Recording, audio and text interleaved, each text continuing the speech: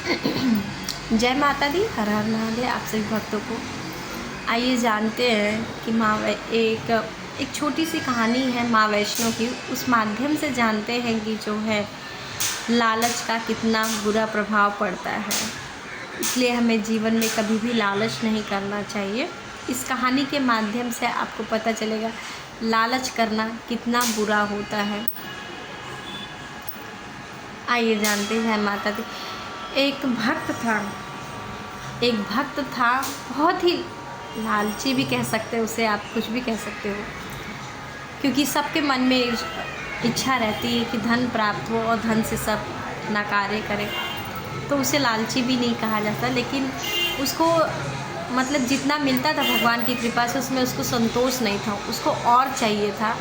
ये है माँ वैष्णो की उस भक्त की कहानी। एक बार वो पर्वत पर जो है माँ को ढूंढते ढूंढते पुकारते हुए गया। बोला, माँ आप कहाँ हो? मुझे धन चाहिए, धन मेरे पास नहीं, मुझे बहुत सारा धन चाहिए।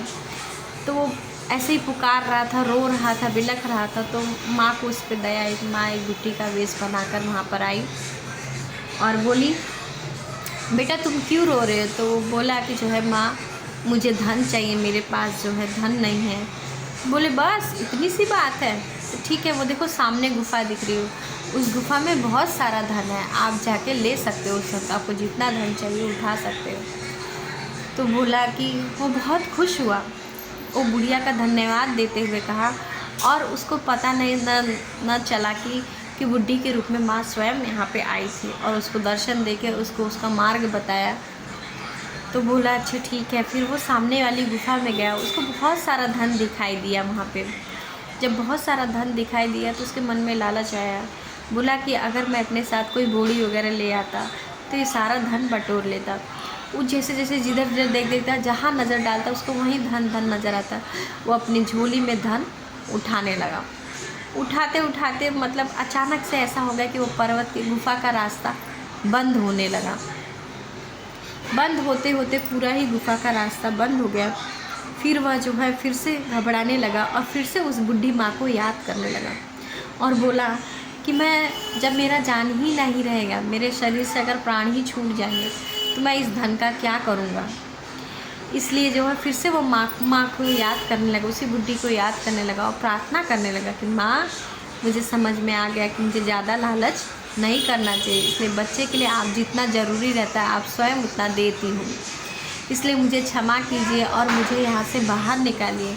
अगर मेरे शरीर में प्राण ही नहीं रहेंगे तो मैं इस धन का, ये सारा धन मेरे लिए व्यर्थ है, इसलिए पहले मुझे प्राण शक्ति दीजिए, उसके बाद जो है मेरी गलती के लिए मुझे क्षमा कीजिए। अब से आप मुझे जितना दोगी मैं उतने में ही संतोष करूँगा और उतने में ही परिवार का अच्छा करूँगा, क्योंकि आप अपने भक्तों के लिए जितना देती हो, जितना ज़रूरत होता है उतना ही देती हो और जितना उनके लिए अच्छा रहता है उतना ही करती हो। जय माता दी, हर हर महादेव। जब उसकी करुण पुकार सुनी माँ ने तो स्वयं आई और स्वयं जो माँ ने उस गुफा का द्वार खोला और उसे आशीर्वाद दिया, बेटा ज़्यादा लालच नहीं करना चाहिए।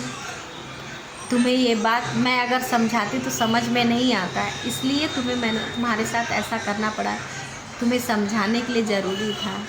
हे माँ, उस भक्त ने कहा, हे माँ जैसे आपने मेरी आंखें खोली वैसे सबकी आंखें खोलना।